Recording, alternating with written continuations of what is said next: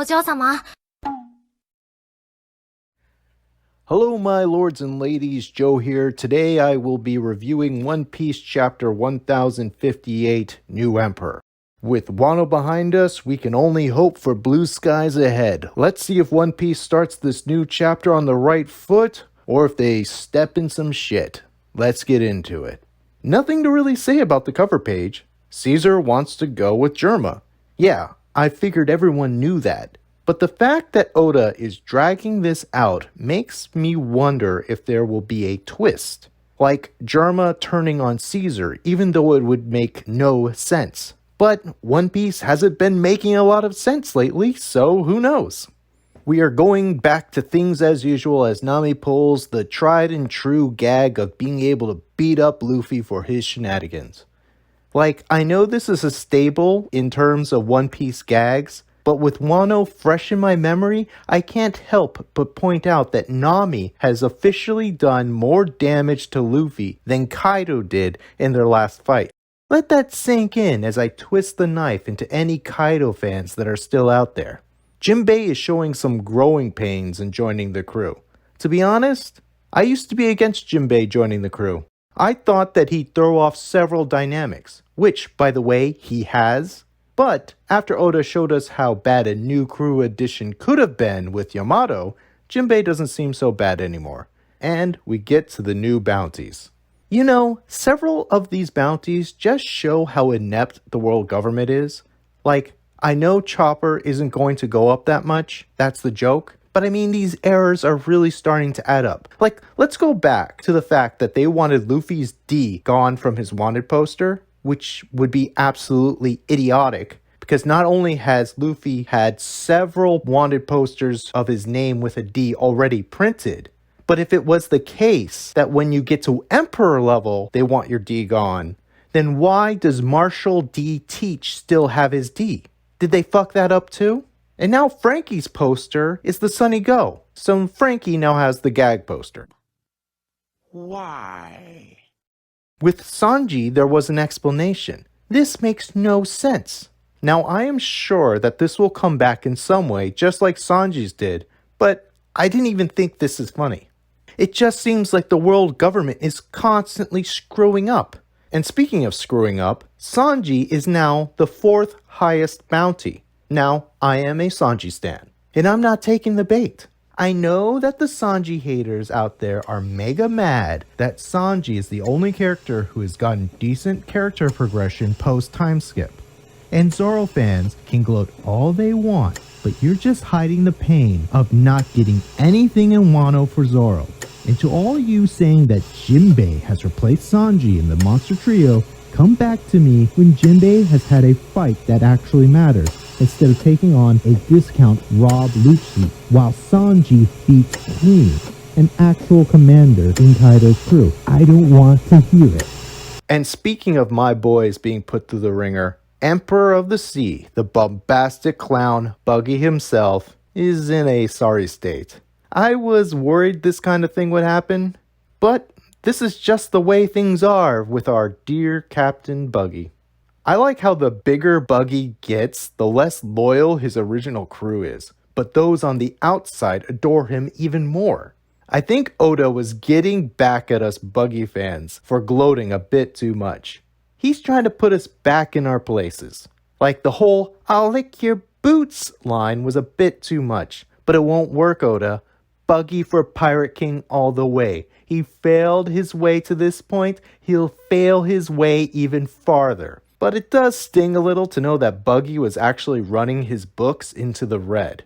But now you know why he's so popular with his organization. Besides his growing clout, he basically took all the profits he was receiving and just gave them back to his mercenaries. What a stand-up guy.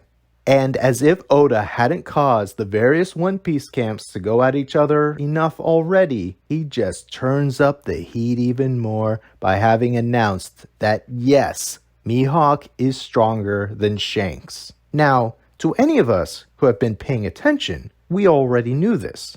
You aren't the world's strongest swordsman if some other sword-toting emperor is stronger than you. And some red-haired fans might say, but Shanks has a higher bounty. Well, yes, because Shanks has territory and has a crew of very strong mates. Mihawk is one man who is just camping out on an abandoned island and got a bounty which is nearly as high as Shanks. Why was this even a debate? Okay, there has been something that I've been holding my tongue on for quite a while. Back before the month break, I said, I can feel the fatigue in One Piece.